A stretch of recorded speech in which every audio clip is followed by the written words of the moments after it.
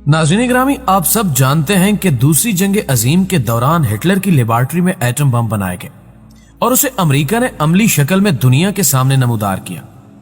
Hiroshima और Nagasaki का वाकया तो आप सब ने यकीनन सुन रखा होगा कि कैसे इन शहरों पर एटम बम से हमला किया गया और किस हद तक उस एटम बम ने इनको तबाह बर्बाद करके रख दिया। लेकिन क्या आप लोग जानते हैं कि जो एटमी हमला नागासाकी पर किया गया था वो दरअसल किसी और शहर के लिए था, मगर कुदरत ने उस शहर की हिफाजत की और जो हवाई जहाज उस शहर पर एटम बम गिराने आया था वो हवाई जहाज नागासाकी पर बम गिराकर चला गया। आज हम आपको उस शहर के बारे में और जो लोग नागासाकी पर एटम बम के हमले से जिंदा बच गए थे उनके बारे में भी बताएंगे और उनके जज्बात आप तक पहुंचाने की कोशिश करेंगे। मगर वीडियो में आगे बढ़ने से कबल चैनल पर नए आने वाले दोस्तों से दरखास्त है कि चैनल को सब्सक्राइब करते हुए साथ मौजूद घंटी के बटन को भी दबा दें ताकि इल्मी, अदबी और तारीखी वीडियोस की नोटिफिकेशन बाकायदगी के साथ आप तक पहुंचती रहे। नीज हमारी हौसला अफजाई के लिए हमारी वीडियोस को लाइक जरूर किया कीजिए ताकि दिलचस्प वीडियोस का तसलसल बरकरार रखा जा सके। मुअज़्ज़िज़ दोस्तों, हम आपको जिस शहर के बारे में बताने जा रहे हैं उस शहर का नाम कोकोरा है। उस शहर पर खुदा ताला का बहुत ही ज्यादा करम हुआ है क्योंकि जो जहाज नागासाकी पर एटम बम गिरा कर आया था उसको दर हकीकत कोकोरा शहर पर एटम बम गिराने के लिए भेजा गया था। जब हवाई जहाज उस शहर के करीब पहुंचा तो उस शहर को खुदा ताला की कुदरत ने अपने बादलों में छुपा लिया। उस जहाज के पायलट का कहना था कि उसको ये मालूम ही नहीं हुआ कि कोकोरा शहर कहां चला गया क्योंकि ये शहर बादलों के नीचे मुकम्मल तौर पर छुप चुका था। इसके बाद हवाई जहाज के पायलट को अपने कमांडर्स की तरफ से यह हुक्म हुआ कि वो एटम बम नागासाकी पर गिरा दे। देखा जाए तो किसी मुकम्मल शहर का बादलों में इस तरह छुप जाना, वो भी उस वक्त जब उस शहर का नामो निशान इस दुनिया से मिटने का दिन था, कोई इत्तेफाक नहीं हो सकता। सबसे दिलचस्प बात यह है कि उस वक्त मौसम गर्मा अरूज पर था। रोजाना तुंदो तेज धूप और सख्त गर्म सूरज निकलता था, इसलिए बादलों और धुंध का पैदा होना बजाहिर नामुमकिन था। लेकिन जिसे खुदा ताला बचाना चाहे उसे भला कौन मार सकता है। उस दिन नागासाकी के रहने वालों की किस्मत इतनी अच्छी नहीं थी। जब एटम बम उस शहर पर गिराया गया तो देखते ही देखते 70,000 की आबादी वाला यह शहर खाक में मिलकर रह गया और दुनिया से उसका नामो निशान मिट गया। लेकिन जो अफराद इस हौलनाक साहने में जिंदा बचे उन पर क्या बीती, आइए इस पर एक नजर डालते हैं। मियाको। नाज़रीन ग्रामी, इस लिस्ट में नंबर 1 पर हमारे पास एक बच्ची है जिसका नाम मियाको है। 19 अगस्त 1945 को जब नागासाकी पर एटम बम गिराया गया तो ये पहाड़ों में अपनी दादी के पास रहने के लिए गई हुई थी। उसका कहना है कि नागासाकी पर जब बम गिराया गया तो वो मंजर इस कदर खौफनाक था कि इसको अपने अल्फाज में बयान करना इंतहाई मुश्किल है। उनका यह भी कहना था कि उस वक्त इस कदर खौफनाक आवाज आई कि वो इस आवाज से बेहोश हो गई। नागासाकी का शहर उनसे कई मील के फासले पर था, लेकिन उनके मुताबिक आसमान में उस धमाके से बनने वाली आग की लपेटें साफ नजर आ रही थी। उनका मजीद कहना था कि जब नागासाकी पर बम गिराया गया तो कोई ठिकाना नहीं बचा था और ना ही कुछ खाने पीने को था। जो लोग बच गए थे वो अपने दूर के रिश्तेदारों के घर चले गए क्योंकि इस तबाही ने सब कुछ खाक में मिलाकर रख दिया था। इस सब से बच बचाकर मियाको भी कोफोकोआ में अपने एक रिश्तेदार के घर चली गई। वहां उन्हें एक औरत मिली जिसने उन्हें नहाने के लिए पानी मुहैया किया और कहा कि तुम बहुत खुशकिस्मत हो कि इस एटमी हमले से बच निकली और यहां पहुंच गई। मियाको आज भी उस औरत की बहुत तारीफ करती हैं, हालांकि वो औरत अब इस दुनिया में मौजूद नहीं है। यूशी तोशी। नाज़रीन ग्रामी, यूशी तोशी की उम्र उस वक्त 16 साल की थी जब अमेरिका ने नागासाकी पर बम गिराया। यूशी ने अपने एक इंटरव्यू में बताया कि वो उस वक्त एक दफ्तर में काम कर रहा था जिस वक्त नागासाकी पर बम गिराया गया। उस धमाके की आवाज सुनकर वो डर के मारे कुछ देर उसी दफ्तर में छुपे रहे। फिर जब बाहर की तरफ निकले तो उन्होंने देखा कि हर तरफ दूर दूर तक आग लगी हुई है। लोग अपनी जान बचाने के लिए इधर उधर भाग रहे हैं। मैं भी अपनी जान बचाने के लिए पहाड़ों की तरफ भागने लगा।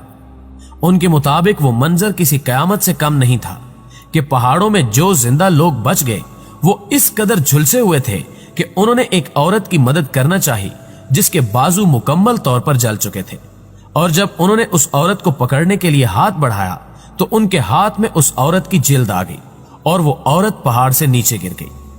बहरहाल वो किसी तरह वहां से निकलकर दूर के एक जंगल में पहुंच गए और 10 दिन तक चंद जापानी अफराद के साथ जंगल में ही मुकीम रहे ताकि ताबकार शुआओं का असर कम हो सके। बाद अज़ां उन्होंने मजीद आगे की सिमत सफर किया और एक शहर में पहुंचकर वहां रिहाइश इख्तियार की। तराका। दोस्तों, अब हम जिस इंसान के बारे में बात करने जा रहे हैं उस शख्स का कहना है कि दुनिया से एटमी हथियार मुकम्मल तौर पर खत्म कर देने चाहिए। तराका भी एक जापानी शहरी और इस खौफनाक मंजर का गवाह है। तराका की उम्र उस वक्त 5 साल की थी और ये एक दरख्त के नीचे खेल रहे थे। उनका कहना था कि मैंने एक खौफनाक आवाज सुनी। इसके बाद आसमान को सफेद होते देखा। मैंने देखा कि लोगों को इंतहाई जख्मी हालत में एक स्कूल में लाया जा रहा है जहां उनका इलाज किया जा रहा है। उस धमाके ने इस कदर तबाही मचा दी थी कि कई किलोमीटर की दूरी से सिर्फ उस धमाके की आवाज ने ही मेरे घर की तमाम खिड़कियां तोड़कर रख दी थी। मैं उस धमाके से कई मील दूर था, लेकिन उस धमाके के मनाजिर को देखकर मैं इस कदर खौफजदा हो गया था कि आज भी अगर उस दिन को याद करूं तो मेरी रूह तक कांप जाती है। वो वाकई में एक कयामत के मंजर से कम नहीं था। शिजुको। नाज़रीन ग्रामी, इस खातून का नाम भी उन्हीं लोगों की फहरिस्त में आता है जो नागासाकी की तबाही के गवाह है। शिजुको नामी ये खातून जापान ही की रिहायशी है। उन्होंने बताया कि वो एक पुरसकून दिन था। वो उस दिन कुछ अच्छा बनाना चाह रही थी, लेकिन क्योंकि उस वक्त जंग का दौर चल रहा था इसलिए बाजार से कुछ भी अच्छा मिलने की उम्मीद तो बिल्कुल नहीं थी। मौसम गर्मा की शदीद गर्मी पड़ रही थी, इसलिए मेरी बेटी जो बाहर गर्मी में खेल रही थी, मैंने उसे आवाज दी कि बेटा अंदर आके खेलो, बाहर बहुत ज्यादा गर्मी है, तुम बीमार हो जाओगी। मैं अभी अपनी बेटी से बात कर ही रही थी कि सुबह 11:02 पर एक खौफनाक आवाज ने मुझे हिलाकर रख दिया और उस आवाज ने मेरे घर के तमाम शीशे और खिड़कियां तोड़ दी। मैं खौफ की वजह से घर से बाहर निकली तो देखा कि हर तरफ धुआं भर चुका है और धुएं की वजह से कुछ भी दिखाई नहीं दे रहा।